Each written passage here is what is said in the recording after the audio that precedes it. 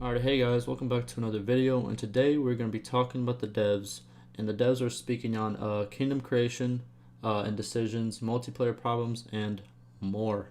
So yesterday we received a hotfix with single and multiplayer changes, so some of these replies from the devs are directly related to that hotfix. The link to my video talking about the hotfix will be down below. Also, the link to the official forums from Bannerlord will also be down below where these replies took place. So without further ado, here we go. So first we have a player quoting the devs about the sandbox kingdom creation being independent from the main story, and asks if the devs can implement the sandbox start into the main storyline quest. So the devs respond that the sandbox mode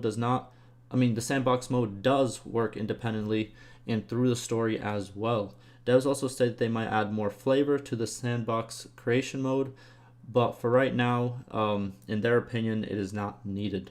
So personally, it would be cool to see a different story when you choose the independent route, and probably down the line we might see one, but that is not. But also that's not the priority right now in terms of dev changes.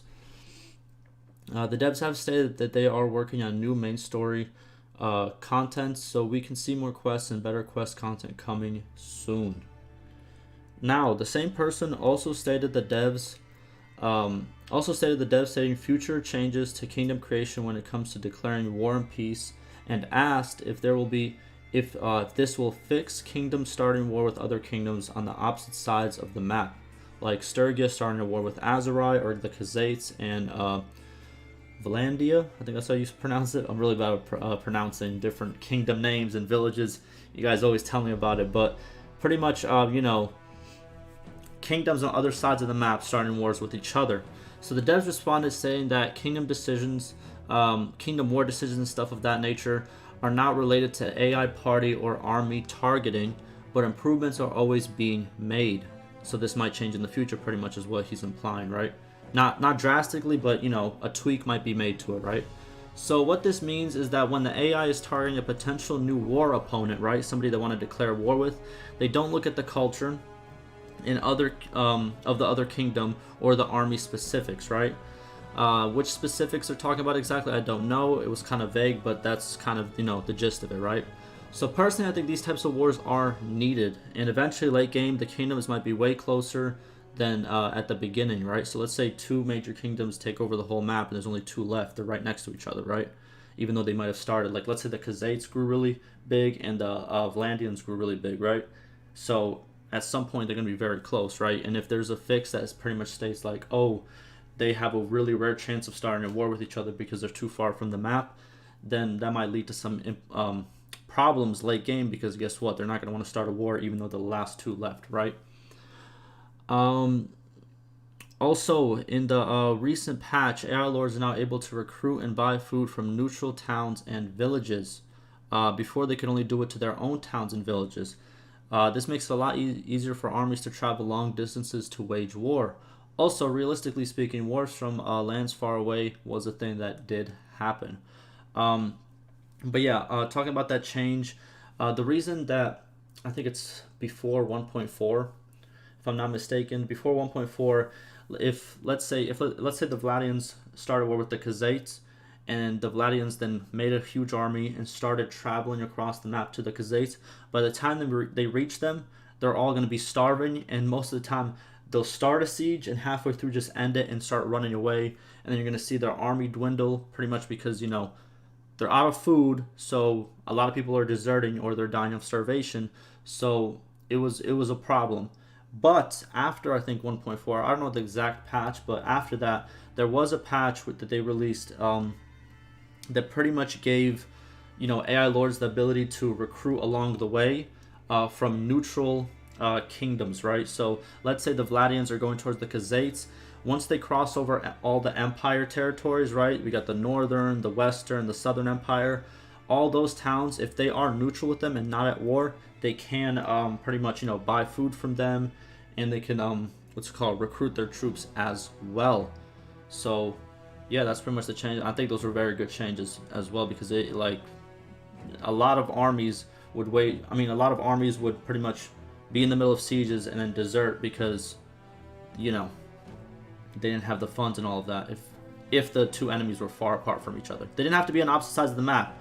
This also has to do like if they're like even like half the size of the map away, right? That still used to happen a lot, so it was a good change. Second, we have a player requesting the character limit for multiplayer usernames to be lowered from 5 characters to 4 characters. The original change in the hotfix was 5 to 30 characters were allowed.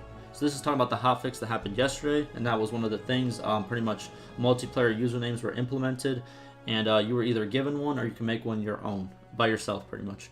The devs state that this will be talked about, but no promises of a change will be made. Personally, this is a small issue in my opinion. I understand that people want to get those wildly popular used usernames first, right? Whenever a new system comes out, or even like let's say a new social media comes out, everybody rushes to get those like really, popular names being used. And I think that there's someone mowing the lawn right now outside, or blowing the leaves. So sorry if you guys can hear that. But pretty much. Like I said, I think this is a very small issue, and I pretty much, small to pretty much non-issue, and probably not on the devs' radar as of right now. But in the future, that can always change. You never know, right? Once the workload and once all the demands are pretty much met, they could start, tweaking things like this, and getting it to the perfect place. Now, third, we have a player stating that matchmaking is broken for multiplayer. Pretty much with games being created and people joining, but the match itself is not starting. So the game, like pretty much how the match would normally start, it wouldn't start, but you would still be in the server. Just nothing would happen. The devs state that this will be forwarded to the server guy, or pretty much like the devs that are in charge of server side issues. Now, this pretty much brings us to the fourth post, where another player states this has also happened to him, where 90 people were in a server, but the match would not start.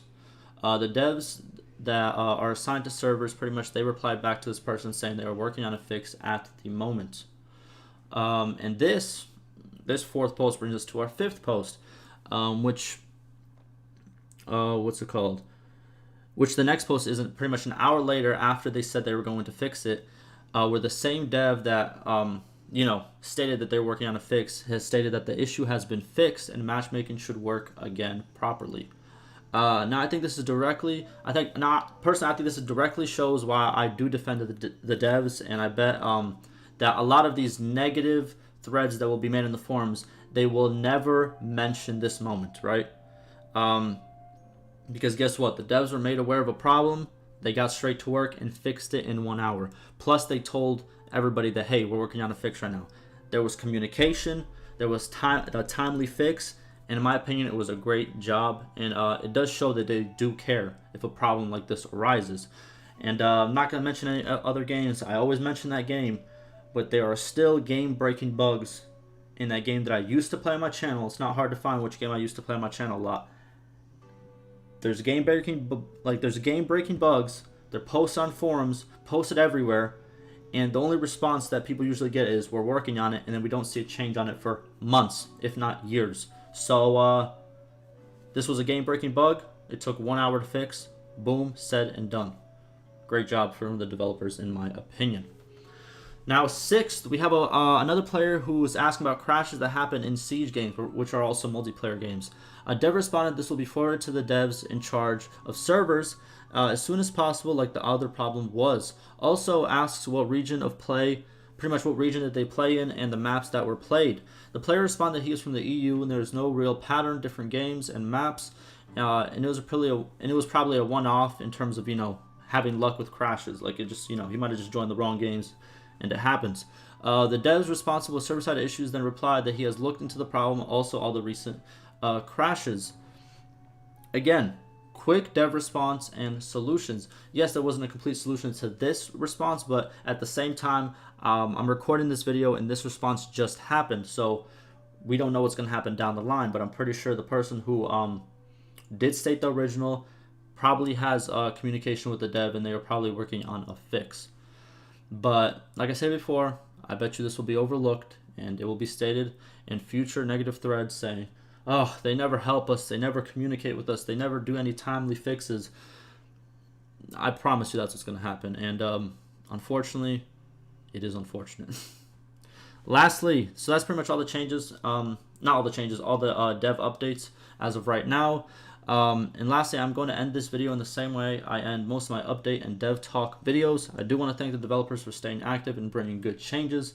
Some people are impatient and very negative on the forums, but me and a huge group of people understand that this is an early access game and it takes time and patience on our part.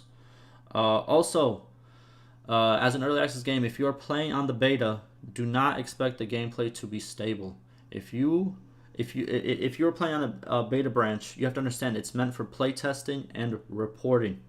If you want to play in a stable environment, please play in the stable live patches of the game. I have a video on how you can revert to a stable patch. The link to that video will be down below. It's very simple. It takes a couple of steps if it's on Steam. If it's not on Steam, I'm pretty sure there's other posts about it, but in the Steam perspective, I can show you exactly how to do it. But hopefully this video is informative. Ask me any questions, and like always, stay safe.